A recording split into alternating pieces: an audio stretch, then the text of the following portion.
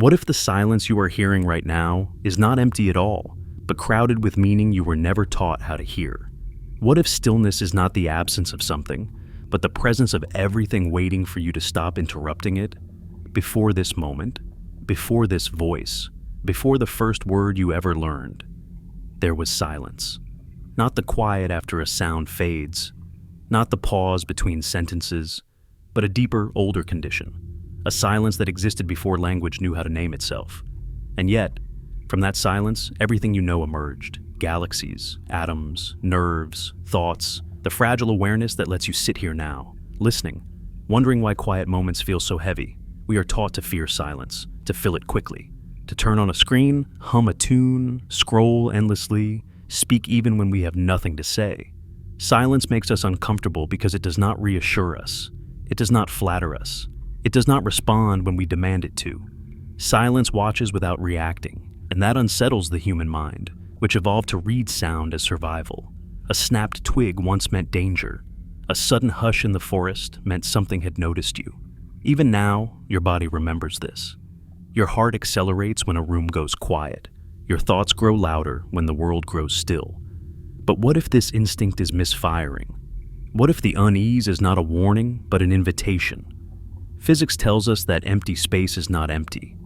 The vacuum between stars seethes with energy, particles flickering into existence and vanishing before they can be seen. The universe hums with background radiation, a faint afterglow of its birth, not loud enough to hear, but impossible to escape. Silence, even at the cosmic scale, is never truly silent. It is structured, it is active, it is full of invisible motion. The quiet you perceive is not nothingness, it is simply information beyond your sensory bandwidth. Your ears, remarkable as they are, detect only a narrow slice of reality. They translate pressure waves into experience, then hand that experience to the brain, which edits, filters, and discards most of it. What you call silence may simply be the point where your instruments fail. A radio turned off does not mean the air is free of signals. It means the receiver has stopped listening. And yet, despite knowing this, we still associate silence with emptiness, with lack, with something missing. Why? Perhaps because silence does not give us the feedback we crave. Noise confirms our existence. A response reassures us that we are seen, heard, acknowledged. Silence offers no such comfort. It does not validate. It does not explain. It simply remains. In that remaining, something strange happens. Without external sound, the internal world grows vivid. You hear your breath, your pulse, the subtle ringing behind your thoughts. Memories drift up uninvited. Questions you have avoided find space to unfold. Silence does not create these things. It reveals them, like lowering the water level in a lake, exposing structures that were always there but submerged beneath constant motion. This is why silence has always been dangerous to systems built on distraction. Ancient cultures understood this intuitively. They sought silence deliberately, in caves, in deserts, in monastic cells carved from stone. They knew that when sound is removed, perception sharpens. Attention turns inward and outward at the same time. The boundary between observer and observed begins to blur. Silence was not an absence to them. It was a tool, a teacher, a threshold. Modern life has reversed this relationship. We are surrounded by noise not by accident, but by design. Notifications, engines, voices, music, endless commentary. Each sound competes for your awareness, fragmenting it into manageable pieces. Silence threatens this fragmentation. In silence, the mind reassembles itself. It starts asking questions that do not fit neatly into schedules or markets or identities. Who am I when nothing is demanding my attention? What remains when there is nothing to react to? Neuroscience offers a clue. When external input decreases, the brain's default mode network becomes active. This network is associated with self-reflection, memory, imagination, and the sense of a continuous self across time. Silence, in other words, turns you toward yourself. Not the curated self you present to others, but the raw, unfinished process of being. For some, this is peaceful. For others, it is terrifying. Silence removes the mask gently, without asking permission. But silence does not only point inward, it also opens perception outward in subtle ways. Have you noticed how still moments feel larger than time? How a quiet room at night seems to stretch endlessly, as if space itself has thickened? This is not an illusion. Without constant sensory markers, the brain's sense of time loosens. Moments expand. Seconds lose their sharp edges.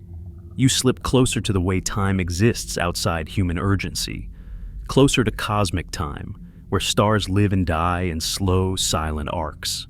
The universe does not rush. It does not narrate itself. Most of its activity unfolds without sound, without witness, without commentary. Supernovae bloom in silence. Black holes merge without a whisper.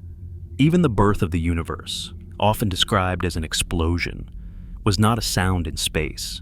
Sound requires a medium. There was nothing yet to carry it. The beginning was not loud. It was tense, dense, quiet in a way that holds infinite potential.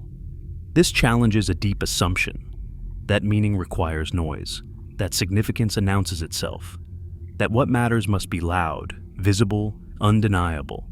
But some of the most important processes in reality are nearly silent.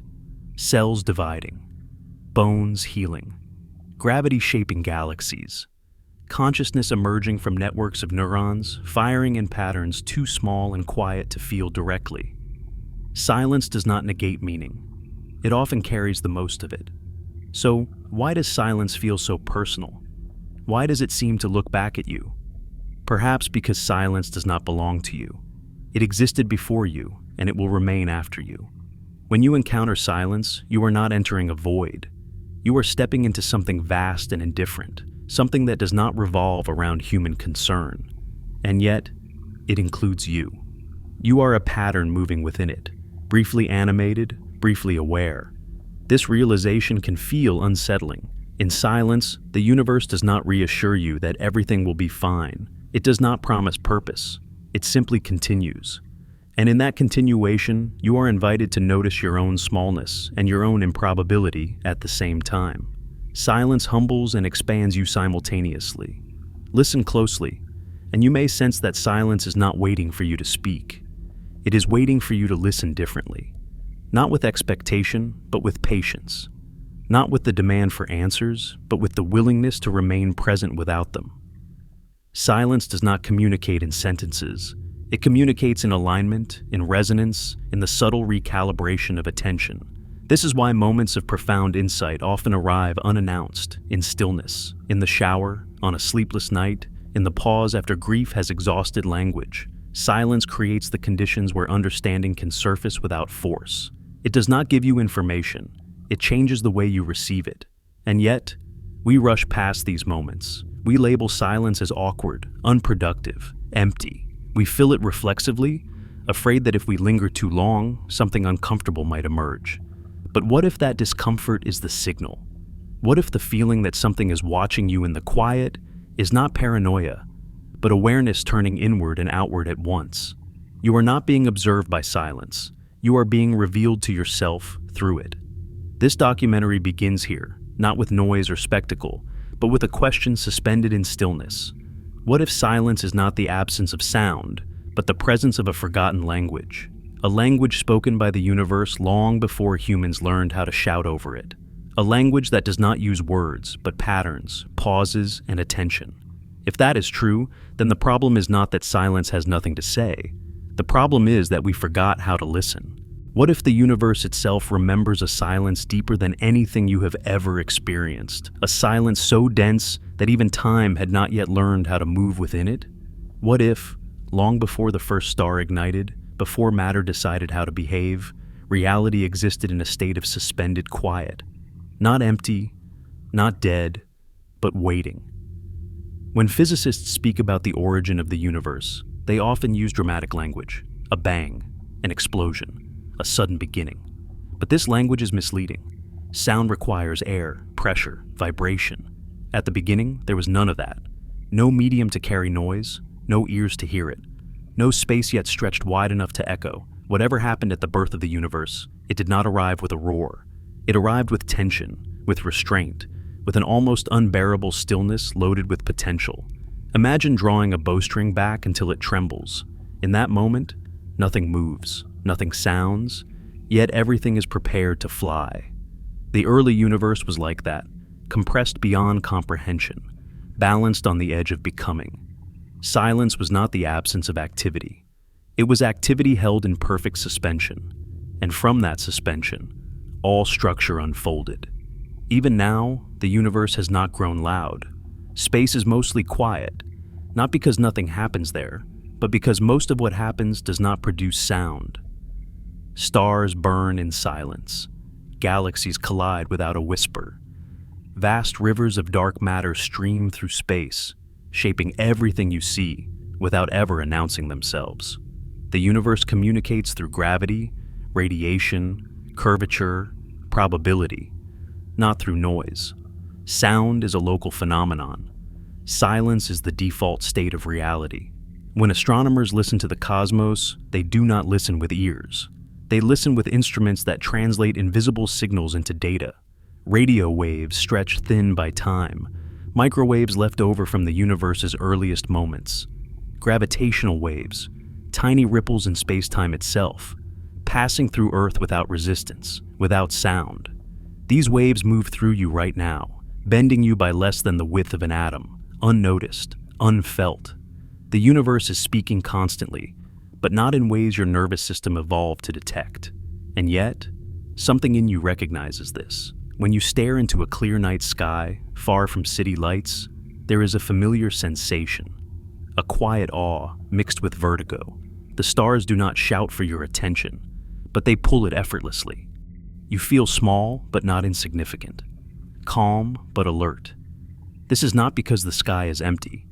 It is because it is vast, and your mind is briefly synchronized with something larger than itself. Silent scales. The silence between two heartbeats mirrors the silence between stars. Different magnitudes, same principle. A pause that is not void, but structure, a gap that holds everything in place. Modern physics suggests that even the emptiest regions of space are alive with fluctuations. Virtual particles blink into and out of existence. Energy appears, disappears, reappears elsewhere. This is called the quantum vacuum, but it is anything but vacant. It is restless, creative, unstable. Silence at this level is not calm. It is seething beneath the threshold of perception. This challenges the way humans instinctively interpret quiet. We equate silence with inactivity because our senses evolved for survival, not truth. Loud events mattered. Quiet ones could be ignored. But the universe does not prioritize urgency. It prioritizes balance. The most important forces operate patiently, invisibly, shaping outcomes over immense spans of time. Gravity, for example, is almost silent in its influence. You cannot hear it working. You cannot feel it change moment to moment. Yet, it holds planets in orbit, binds galaxies together, and sculpts the large-scale structure of the universe. Without gravity's quiet persistence, nothing complex would exist. Silence, in this sense, is not weakness, it is endurance. Consider also the speed of light. It does not roar across space, it simply arrives, always constant, always indifferent to observers. Light carries information without announcing itself. It travels billions of years to reach your eyes, delivering ancient messages quietly, faithfully, without commentary. When you look at distant galaxies, you are not witnessing noise. You are witnessing time folded into stillness. This suggests a disturbing idea, that meaning does not require attention to exist. The universe does not need you to notice it to function. Most of reality unfolds without witnesses. Stars form and die in regions no consciousness will ever reach. Entire histories occur without ever being observed. Silence, then, is not lonely. It is complete. Humans struggle with this completeness. We crave participation. We want the universe to acknowledge us, to respond, to confirm our significance. Noise feels like dialogue. Silence feels like indifference. But perhaps this interpretation is inverted. Perhaps silence is not ignoring you. Perhaps it is allowing you to exist without interference. There is a reason why astronauts describe space as profoundly unsettling. Not just because of danger, but because of the quiet. In orbit, away from atmospheric sound, even movement feels muted. There is no up or down, no familiar reference points. Silence becomes total, pressing against the mind. Many report that this quiet changes them, strips away assumptions, reshapes identity. Space does not speak, but it answers something in those who listen. The same silence exists beneath your daily noise, beneath traffic, beneath voices, beneath your own thoughts. Atoms vibrate, fields interact, forces balance themselves with exquisite precision, all without a sound you can hear. Your body itself is a quiet miracle. Cells communicate chemically, electrically, silently. Your brain, the loudest thing you know internally, operates through tiny voltage changes that never produce sound. Consciousness emerges not from noise, but from coordination. So why do we associate silence with death? Perhaps because death is the point where personal noise ends. No more breath, no more heartbeat, no more narrative. Silence becomes absolute from our perspective. But the universe does not change when one consciousness fades. Silence does not increase.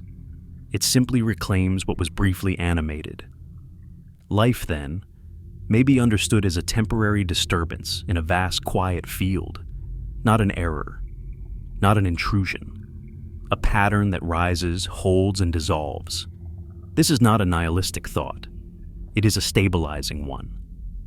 If silence is the foundation, then existence is not fragile. It is supported by something deeper than chaos. The universe is not screaming itself into being. It is holding itself together quietly, moment after moment. When you encounter silence and feel uneasy, your nervous system may be misinterpreting scale. It is reacting as if a predator is near, when in reality you are brushing against a fundamental layer of reality that does not revolve around threat or safety. Silence feels vast because it is. It feels impersonal because it is not designed for you, and yet you are woven into it. The silence between stars is the same silence behind your thoughts. Not identical in experience, but identical in nature, a space where form has not yet declared itself. A field of possibility. If silence is the universe's native state, then sound is the exception, a local flare, a brief vibration in an otherwise steady continuum. This reframes your relationship with quiet moments. They are not interruptions, they are returns. Perhaps this is why silence feels ancient, why it carries weight, why it seems to remember something you do not. You are not encountering nothing. You are encountering the background from which everything arises. And if that is true, then silence is not empty time. It is origin time. It is what remains when all stories stop telling themselves. It is the universe before it decided to speak in matter, light, and life. The question, then, is no longer whether silence has meaning. The question is whether we are prepared to meet meaning without noise. What if the reason silence unsettles you has nothing to do with the outside world, and everything to do with what awakens inside you when the noise finally stops? What if silence is not something you enter, but something that enters you the moment distraction loosens its grip? When sound recedes, the mind does not become quiet. It becomes exposed. Without external signals to anchor attention, awareness turns inward by default. Thoughts that were once background static rise to the surface. Emotions you postponed begin to breathe again. Old memories, unfinished conversations, unprocessed grief, things you thought were gone, float back into reach. Silence does not create them. Silence removes the barrier that kept them submerged. Neuroscience confirms this unsettling experience. When sensory input decreases, the brain's default mode network becomes dominant. This network is not designed for productivity or reaction. It is designed for meaning-making. It stitches together memory, identity, imagination, and self-reflection. In silence, the brain stops scanning the environment for threats and rewards and starts asking deeper questions. Who am I across time? What matters? What remains when nothing demands me? This is why silence feels personal. It addresses you directly, without language. It bypasses logic and goes straight to awareness itself. Noise allows you to outsource attention. Silence demands that you hold it yourself. Think of the moments when silence feels most intense. Late at night when the world seems paused. In an empty room after an argument ends. In the seconds before delivering bad news. In the stillness that follows loss. These silences are not neutral. They are charged. They feel heavier than sound, because they are filled with unspoken information. Silence becomes the container for everything words fail to carry. Psychologically, the human mind evolved to interpret silence as uncertainty. In ancestral environments, silence often preceded danger. A sudden quiet in the forest meant predators were near. That ancient wiring still exists. Your body does not distinguish between existential quiet and physical threat. Heart rate increases, muscles tense, awareness sharpens. Silence activates vigilance. But modern silence rarely hides predators. Instead, it reveals truths. And truth, unfiltered, can feel just as threatening. In silence, there is no narrative buffer. No music to guide emotion. No commentary to explain what you should feel. You are left alone with raw perception. This is why many people report that prolonged silence alters their sense of self. In sensory deprivation experiments, participants often lose track of time, experience vivid imagery, or feel the boundaries of their identity soften. Without constant sensory reinforcement, the self becomes less rigid, more fluid, less defined. This is not a malfunction. It is a glimpse into how consciousness operates beneath language. You often assume that thoughts define you, but in silence, you begin to notice something else. Thoughts appear and disappear on their own. You do not summon them deliberately. You do not control their timing. They arise from somewhere deeper, then dissolve back into it. Silence reveals that you are not the author of every thought. You are the space in which thoughts occur. This realization can be liberating or terrifying. If you are not your thoughts, then what are you? Silence does not answer this directly. It simply removes the noise that prevented the question from being asked. Many ancient traditions understood this intuitively. Meditation was not about relaxation, it was about exposure. Sitting in silence was a confrontation with the machinery of the mind. Monks, ascetics, and mystics did not seek quiet for comfort. They sought it because silence dismantled illusion. It showed them how identity is assembled moment by moment from memory, habit, and attention. Modern psychology echoes this insight. Studies show that when people sit alone without stimulation, many report discomfort, anxiety, even distress. Some prefer mild electric shocks to extended silence. This is not because silence harms them. It is because silence removes escape routes. Without distraction, the mind turns toward unresolved material. Silence becomes a mirror with no frame, but mirrors do not judge, they reveal. Silence also alters perception of time. Without regular sensory markers, seconds stretch, minutes lose shape. The brain's internal clock depends on change. When change slows, time feels expansive. This is why silence can feel endless. It is not longer than sound-filled moments. It is deeper. You experience more of each second, because less of it is being overwritten by novelty. In these expanded moments, something subtle happens. Awareness becomes less fixated on outcomes and more attuned to presence. You notice details you usually miss, the texture of breath, the faint hum of electricity in walls, the quiet rhythm of your own pulse. Silence teaches attention without instruction, and yet, we resist this lesson. We treat silence as wasted time, as something to endure until sound returns. This resistance is cultural as much as psychological. Productivity-driven systems depend on continuous stimulation. Silence disrupts momentum. It interrupts identity performance. In silence, you are not a role, not a profile, not a function. You are a perceiving organism, temporarily freed from instruction. This freedom can feel destabilizing. Without constant reinforcement, the story you tell about yourself weakens. Silence does not remind you who you are supposed to be. It allows you to feel who you are beneath expectation. This may explain why silence often precedes insight. Breakthroughs rarely occur in noise. They arrive in pauses, in walks, in showers, in moments when attention drifts without target.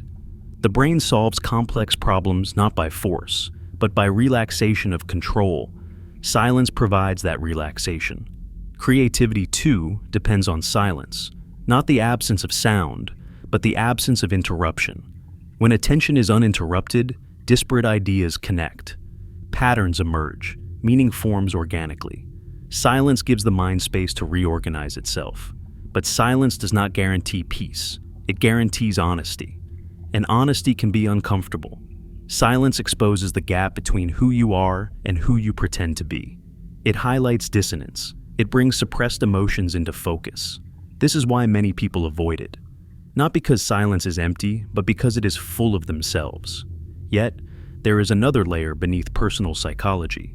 Silence not only reveals the mind, it dissolves its boundaries. In deep stillness, the sense of separation softens.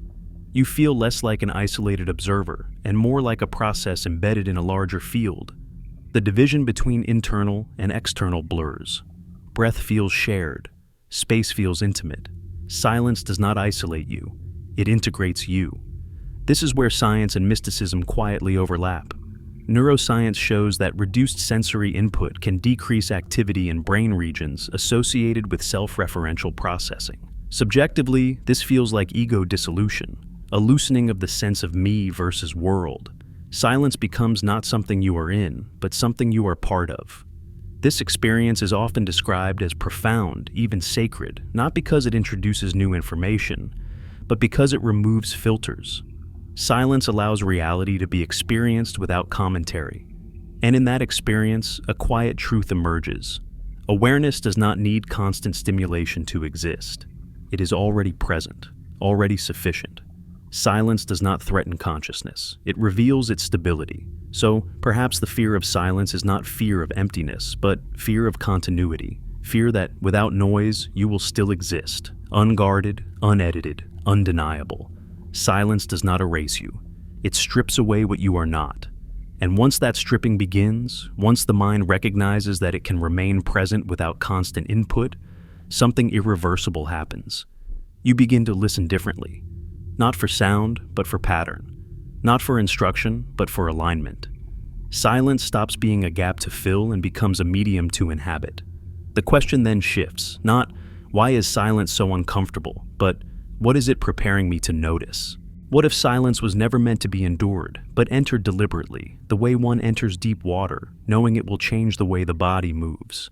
What if entire civilizations understood something about stillness that modern life has carefully trained you to forget? Across history, silence was not accidental. It was engineered. Stone chambers buried deep beneath temples, monasteries carved into cliffs, caves chosen not for shelter, but for their echoing absence. Deserts crossed not because they were empty, but because they were uncompromising. These were not retreats from life. They were laboratories of perception, places where sound was stripped away so something more fundamental could be studied.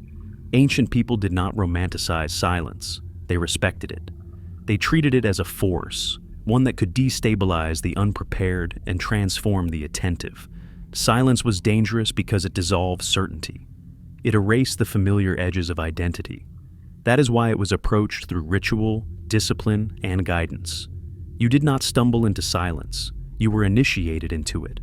In many traditions, the first lesson was not learning what to say, but learning when not to speak. Speech was considered powerful precisely because silence came first. Words were thought to rise out of stillness, the way waves rise from the ocean, never separate from it, never independent. To speak without first knowing silence was considered immature, even irresponsible. This worldview assumed something radical, that reality communicates continuously, but not verbally. Silence was understood as the medium through which this communication flowed. Meaning was not transmitted as statements, but as alignment. You did not receive answers, you became receptive. In the deserts where monks withdrew, silence was relentless. No walls to soften it, no social noise to dilute it, just wind, heat, breath, and awareness stretched thin. Many accounts describe how, after days or weeks, the mind began to unravel its habits. Time lost coherence, thought loops dissolved, the sense of being a separate individual weakened. Silence was not soothing, it was corrosive, to illusion. In caves, the effect was different but equally profound. Sound behaved strangely. Echoes lingered, footsteps returned distorted. The boundary between cause and effect blurred. Speaking felt intrusive, almost disrespectful. Silence pressed inward from all directions, forcing attention into the body, into sensation, into presence. Caves became symbols of origin, not because they were dark, but because they stripped away excess. These environments were not chosen randomly. They were chosen because silence behaves differently in them. Silence has texture, density, weight. It changes depending on space. An empty cathedral holds a different silence than a forest at dawn. A burial chamber holds a different silence than an open field at night. Ancient builders understood this intuitively. Architecture was designed to shape silence, not just sound. Contrast this with modern environments, open-plan spaces, constant background music, engines, notifications, voices layered endlessly. Silence is no longer shaped, it is avoided. Treated as a flaw in design, something to be patched with noise. This shift was not accidental. Silence slows perception. It reduces impulsivity. It makes people less predictable. In silence, attention becomes self-directed rather than externally guided. This is uncomfortable for systems that rely on constant engagement. Silence cannot be monetized easily. It resists instruction. It invites autonomy. When silence is removed from daily life, something subtle happens. People lose tolerance for ambiguity. They become dependent on explanation. They seek reassurance in noise. Stillness begins to feel threatening, not because it is empty, but because it is uncontrollable. Ancient cultures knew that silence reveals truth precisely because it does not cooperate. It does not tell you what you want to hear. It does not reinforce belief. It dismantles it. This is why silence was often paired with ethical training. Without grounding, silence could lead to disorientation. With grounding, it led to clarity. Even language itself was once treated with restraint. Many traditions valued pauses more than proclamations. What was not said carried as much weight as what was spoken. Silence framed meaning. Without it, words collapsed into noise. This understanding extended into how death was approached. Death rituals across cultures often emphasized silence, not as mourning alone, but as transition. The dead were believed to pass into a realm beyond sound, beyond speech.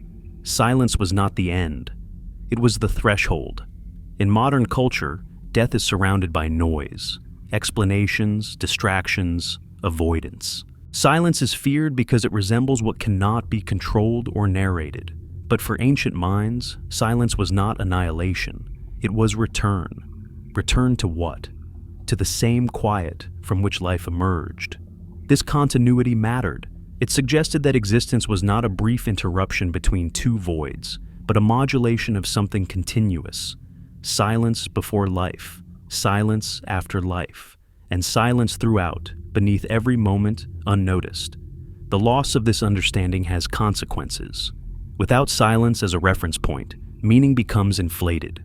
Every moment must be loud to feel real. Every thought must be expressed to feel valid. Every feeling must be reacted to immediately. Depth is replaced with intensity.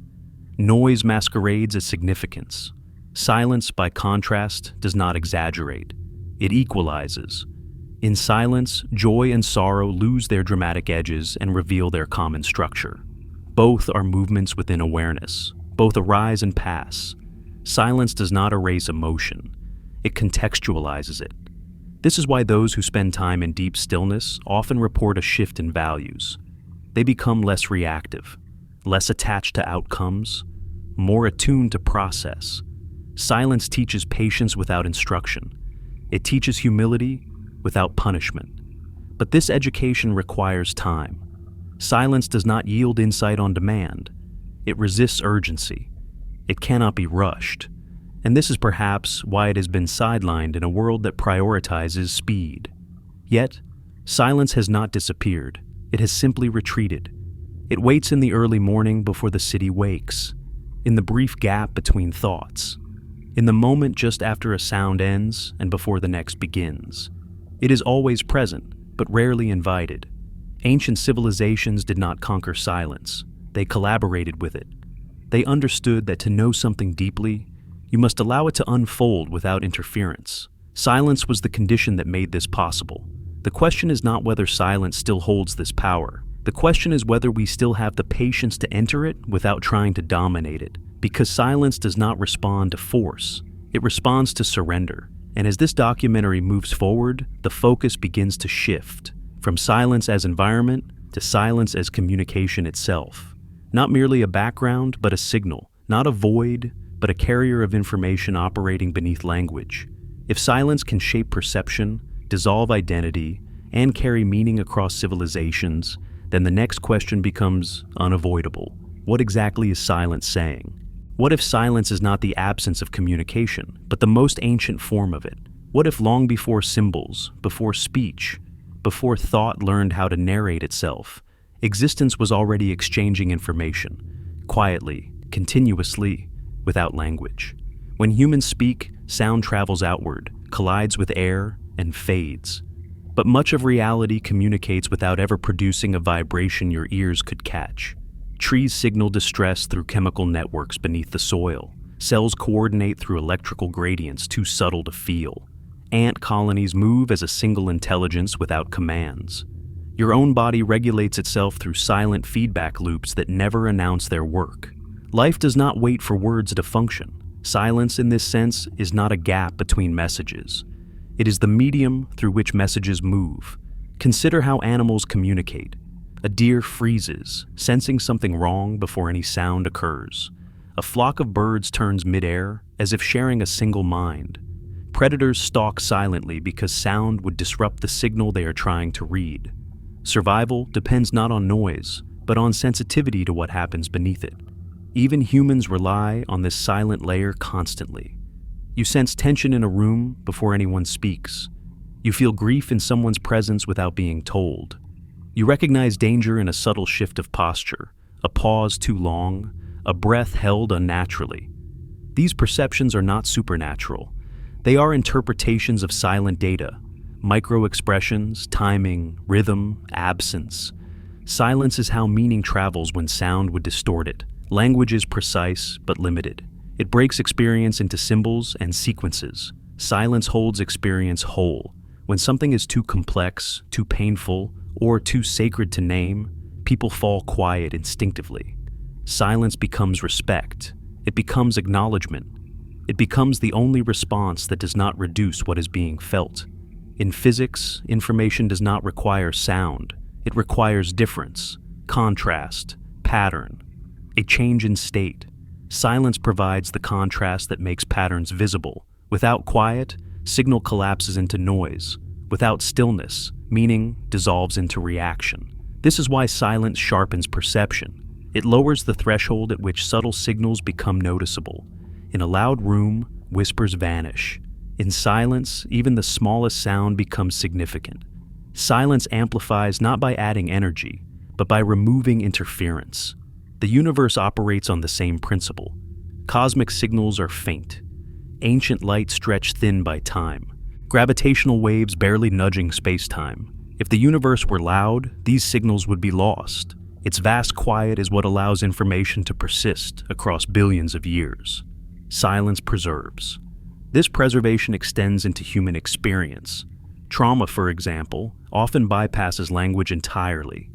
It lodges itself in the nervous system, in posture, in reflex, in muscle memory. Words fail to capture it. Silence holds it instead. Not as a story, but as sensation. Healing, then, often requires entering silence, not to relive pain, but to allow the body to communicate what it could not say. Memory itself is largely silent. You do not hear your childhood. You feel it, smell it, sense it as an atmosphere. Silence carries these impressions intact, while language fragments them. This may explain why silence feels intimate. When words stop, the barrier between internal and external thins. You are no longer exchanging symbols, you are sharing presence. Silence becomes a form of contact without intrusion. But this form of contact requires vulnerability. Without words to shield you, you are exposed. Silence does not allow you to perform. It allows you to be perceived by others and by yourself. This exposure can feel unsettling because it removes control. You cannot curate silence. You cannot dominate it. You can only participate. Participation, in this context, means listening beyond sound, listening to pattern, to timing, to absence, to what does not happen but could have. In music, silence is not empty space between notes. It is what gives notes their shape.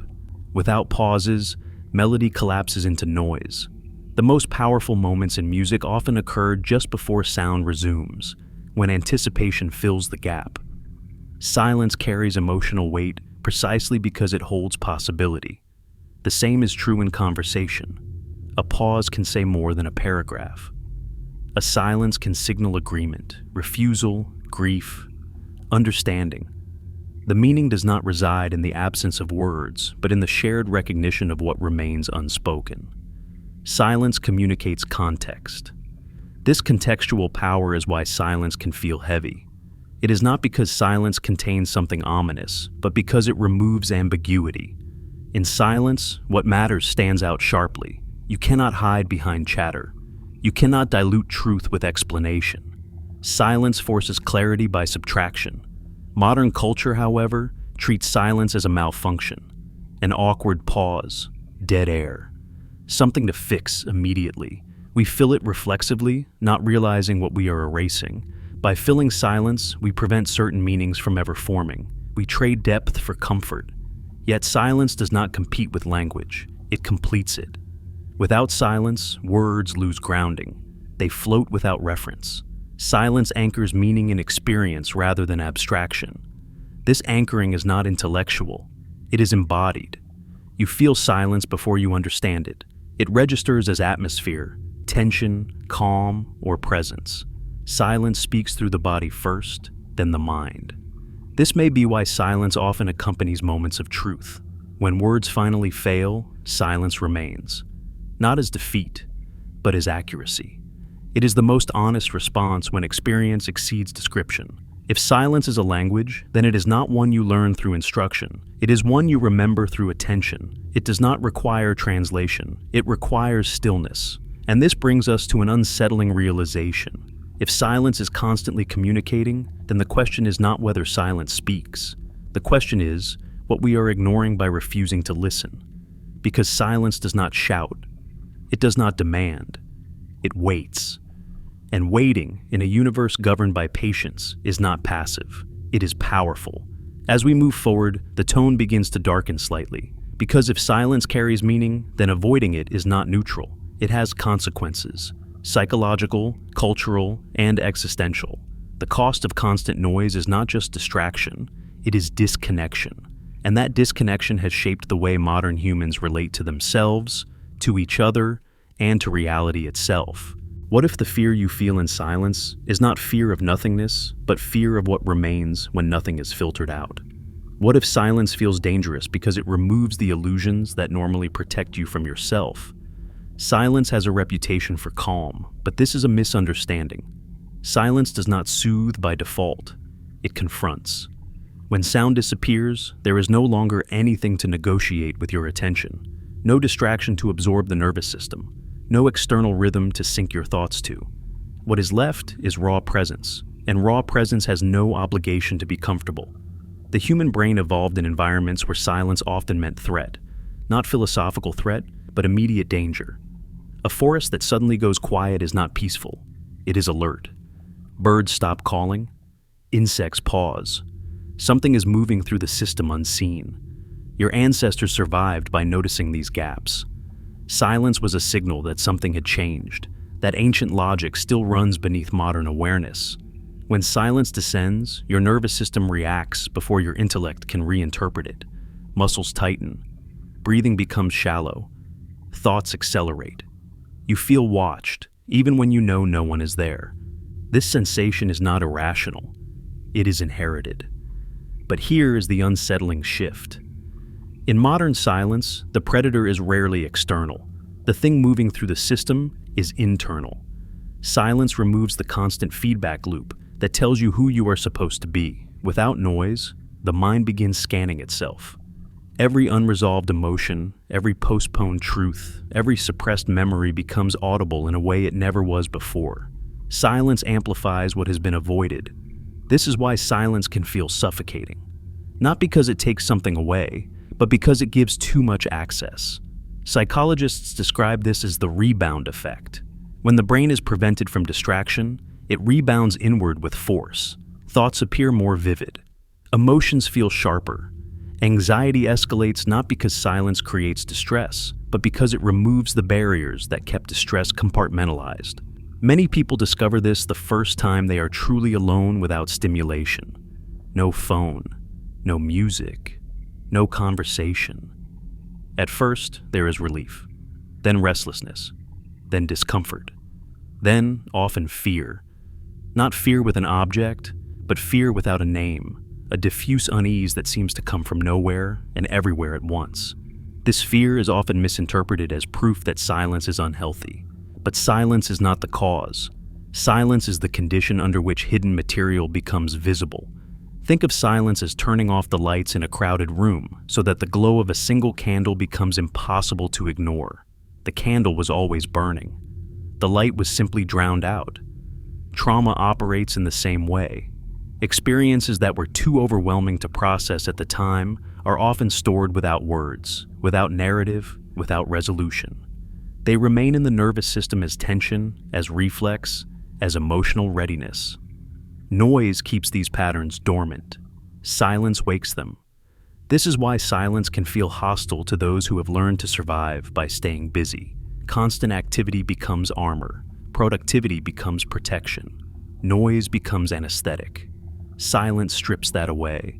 In silence, the body remembers things the mind forgot. There is also a deeper existential layer to this fear. Silence removes the illusion of permanence. In the absence of sound, time feels exposed. Each moment passes without commentary. There is nothing to distract from the simple fact of duration. You exist, then you exist again, then again. Eventually you will not. Noise distracts from mortality.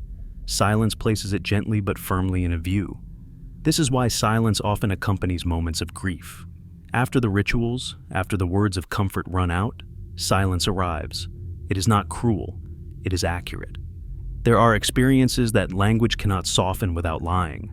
Silence does not lie. In silence, you may sense the fragility of your identity.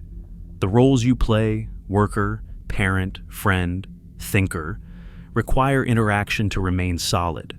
Without interaction, they loosen. Silence reveals that identity is not a fixed object, but an ongoing performance, sustained by repetition. This realization can feel like falling. If you are not constantly affirmed, who are you? If no one is watching, do you still exist in the same way? Silence raises these questions without asking them explicitly. It lets them form on their own. This is where silence becomes dangerous. Not because it harms, but because it destabilizes false certainty. It erodes the boundaries you assumed were permanent. It reveals that much of what feels solid is sustained by noise, routine, and reinforcement. But danger does not always mean destruction. Sometimes it means transformation. In controlled environments, silence is used intentionally to induce altered states of consciousness. Sensory deprivation tanks reduce external input to near zero. Many participants report vivid imagery, emotional release, or a sense of merging with space itself. Some panic. Some feel profound peace. The difference is not the silence, it is the relationship to it. Those who resist silence experience it as attack. Those who surrender to it experience it as expansion. Silence demands honesty. It does not allow you to outsource meaning to constant stimulation. It does not let you hide behind commentary.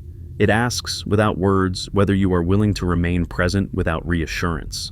This is why silence is so effective at breaking habits. When noise stops, automatic behaviors lose their fuel. You become aware of impulses before acting on them. The gap between stimulus and response widens. Choice becomes visible. In that gap, fear often appears first. Then, something else. Clarity. Silence is a test, not of endurance, but of presence.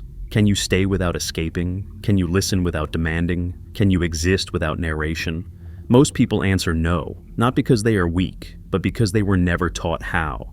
And so, silence has become misunderstood, framed as emptiness rather than exposure, absence rather than depth. We blame silence for the discomfort it reveals, instead of examining what the discomfort is pointing toward. But silence does not invent darkness, it illuminates it. As we move closer to the core of this exploration, the focus begins to shift again, from fear to consequence. Because a culture that avoids silence does not simply lose peace, it loses something far more subtle and far more dangerous: the ability to hear what matters. And that loss reshapes behavior, perception, and even reality itself. What if the silence you avoid is not empty space, but crowded with memory? Memories that were never spoken, never resolved, never given permission to exist. What if silence is not forgetting, but the place where everything forgotten is stored? Not all memory lives in words. In fact, most of it does not. The body remembers what the mind edits out. Muscles tighten in familiar situations without explanation. The heart reacts before logic arrives. A smell, a posture, a tone of voice can unlock emotions decades old with no story attached. Silence is where these memories reside, not as narratives, but as imprints. Language is selective. It favors clarity, sequence, cause, and effect. But life is rarely so tidy. Experiences that overwhelm the nervous system, loss, fear, shame, love too intense to contain, often bypass language entirely. They settle deeper, encoded in physiology, in reflex, in expectation. Silence holds what speech could not process. This is why silence can feel heavy with history. When you sit quietly, you may sense emotions that do not belong to the present moment. A sadness without origin, a tension without threat, a longing without object. These are not random. They are echoes, not replaying a sound, but a sensation. Epigenetics offers a disturbing and fascinating clue. Trauma does not always end with the individual who experienced it. Stress responses can be passed down biologically, altering how future generations react to the world. The fears of ancestors become reflexes in descendants who never knew the original cause. Silence carries this inheritance quietly, beneath awareness.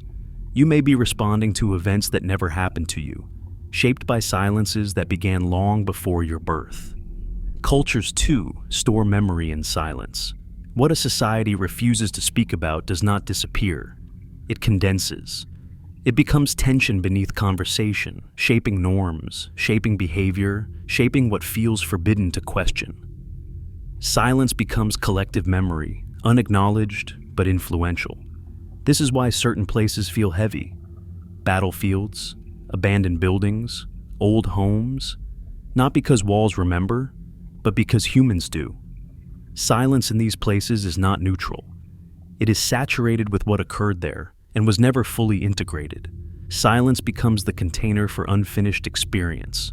Grief demonstrates this clearly. In the early stages of loss, words may flow endlessly, explanations, stories, recollections, but eventually, language exhausts itself. There is nothing left to say that does not feel insufficient. Silence arrives, not as absence, but as presence. Grief lives there, not as pain alone, but as connection that no longer has a receiver. Silence is where love goes when it has nowhere to land. Modern culture struggles with this. We are encouraged to move on quickly, to fill gaps, to remain functional. Silence threatens this momentum. It slows healing to the pace of truth. It forces acknowledgement without resolution. It insists that some experiences cannot be optimized or summarized. In silence, memory does not behave like a file you can open and close. It behaves like weather. It passes through, changes intensity, reshapes the internal landscape. Silence allows this movement. Noise freezes it.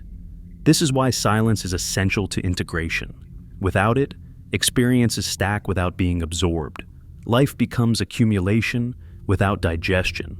Eventually, something breaks, not because silence was absent, but because it was never allowed. Therapy, at its core, often circles back to silence. Not the silence of avoidance, but the silence that follows honesty. When words finally reach their limit, silence holds what remains. Healing does not occur in explanation alone. It occurs when the nervous system learns that it can remain present with what was once unbearable. Silence teaches this tolerance. There is a quiet courage in staying with silence long enough for memory to surface without force. It requires patience, compassion, a willingness to feel without immediately interpreting. Silence does not ask you to relive the past. It asks you to allow it to complete itself. This is where silence becomes ethical, not just personal, but relational. When you sit in silence with another person, without fixing, without advising, without narrating, you offer something rare. You allow their experience to exist without being reshaped to fit your comfort. Silence becomes respect made visible. But this kind of silence is increasingly rare. We interrupt grief. We talk over discomfort. We rush to meaning before experience has settled. In doing so, we fracture memory. We leave pieces unintegrated, scattered across time. A world that fears silence becomes a world that cannot metabolize its own history. This has consequences beyond psychology. When societies do not pause to listen to what remains unresolved, they repeat patterns. Old fears resurface in new forms. Unspoken histories distort perception. Silence, avoided, becomes repetition rather than resolution. Yet silence itself is not the problem. Silence is the archive. What we do with it determines whether memory heals or haunts. As this journey continues, the lens widens again, from personal memory to collective design. Because silence is not only something we experience, it is something modern life actively suppresses, and that suppression is not without intention. What if the constant noise surrounding you is not a side effect of modern life, but a deliberate structure built to keep silence at bay? What if the absence of stillness is not accidental, but engineered, because silence changes people in ways that are difficult to predict, manage, or control? Look around. There is almost no place left where silence is allowed to exist without interruption. Elevators hum, stores play music, waiting rooms fill the air with television. Even moments once reserved for quiet, sleep, walking, eating, are now saturated with content. Noise is no longer an event. It is the background of existence. This did not happen randomly. Systems optimize for engagement, not depth. Silence does not generate metrics. It does not demand clicks. It does not keep attention externally focused. Silence returns attention to its source. And a person who is comfortable with silence is less reactive, less impulsive, less predictable. Noise fragments awareness. Silence consolidates it. Modern economies are built on fragmented attention. Every notification is a small interruption, pulling consciousness outward. Over time, this trains the nervous system to equate stimulation with safety and stillness with threat. Silence begins to feel wrong, not because it is harmful, but because it interrupts conditioning. When silence appears, many people reach for their phones instinctively, not out of boredom, but out of discomfort. The device becomes a shield against presence. Noise becomes armor. This constant stimulation reshapes identity. When attention is always directed outward, the sense of self becomes dependent on feedback. Likes, messages, updates, reactions. Silence removes these mirrors. Without them, the question arises quietly but insistently. Who are you when no one is responding? For systems built on consumption and performance, this question is destabilizing. Silence encourages reflection. Reflection slows decision-making. Slower decisions reduce impulsive behavior. Impulsivity drives consumption. Silence does not sell well. This is why silence is often framed as unproductive, as wasted time, as something to overcome. Even practices that incorporate stillness are repackaged as tools for efficiency rather than insight. Silence is tolerated only when it can be instrumentalized, but silence resists being used. It cannot be optimized without losing its effect. The moment silence becomes a means to an end, it stops being silence and becomes strategy. This resistance is what makes silence powerful. It does not align easily with external agendas. It restores internal orientation. A person who can sit quietly without distraction becomes harder to manipulate. They notice emotional hooks. They sense when fear is being used to motivate. They feel dissonance instead of immediately resolving it through action. Silence creates space between stimulus and response. In that space, autonomy emerges. There is always something else to do, watch, listen to. Silence requires intentional effort now. It must be protected. This scarcity alters perception. When silence becomes rare, it begins to feel unnatural. People grow uncomfortable in its presence. They interpret stillness as stagnation. Restlessness becomes default. Peace becomes suspicious. But beneath this conditioning, silence continues to operate quietly. It waits. It remains accessible in brief moments, early mornings, long drives, power outages, moments when systems fail and noise recedes. In these moments, something interesting happens. Without instruction, people slow down. Conversations deepen. Attention softens. The nervous system recalibrates. Silence does not need explanation. Its effect is immediate. This suggests that silence is not something humans must learn from scratch. It is something they remember instinctively when given the chance. The suppression of silence, then, is not about eliminating it completely. That would be impossible. It is about reducing contact, about keeping silence at the edges of life rather than at its center. about ensuring that most people encounter silence only briefly, accidentally, without guidance. Because sustained silence changes orientation. It shifts values. It alters how reality is perceived. As silence becomes rare, noise becomes normalized. People forget that another mode of being exists. They forget that attention can rest rather than chase. They forget that awareness does not require constant input to remain vivid. And in this forgetting, something essential is lost. Not peace, but perspective. Silence offers perspective without argument. It does not persuade, it reveals. It allows patterns to emerge that are invisible in motion. It shows how much of life is driven by habit rather than choice. This is why silence feels threatening to momentum-driven cultures. It interrupts the story. It invites reconsideration. It opens the possibility that things could be otherwise. As this exploration continues, the focus turns toward what happens when silence is not just briefly encountered, but sustained. When stillness is not avoided or diluted, but entered fully. Because at a certain depth, silence stops being something you experience. It becomes something you pass through, and on the other side of that passage, the sense of reality itself begins to change. What if silence is not a place you visit, but a threshold you cross? One that subtly alters how reality appears once you move beyond it. What if prolonged stillness does not merely calm the mind, but rearranges the way existence is perceived? When silence is sustained, something unexpected happens. The mind stops treating stillness as an event and begins to treat it as a condition. At first, there is resistance. Thoughts try to reclaim dominance. Sensations demand interpretation. Time stretches and contracts unpredictably. But if silence is not broken, if it is allowed to deepen rather than be escaped, a shift occurs. The observer changes. In deep silence, attention stops jumping between objects and begins to rest in itself.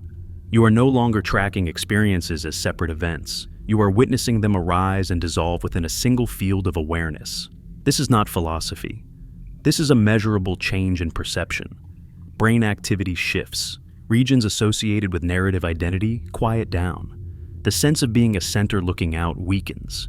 You begin to feel less like a point moving through time and more like time moving through you.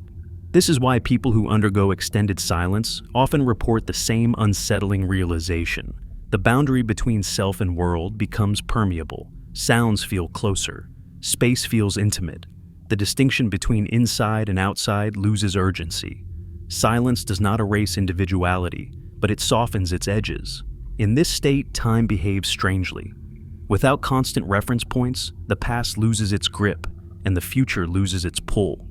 The present moment becomes expansive, not because it is longer, but because it is undivided. There is no rush to the next thing.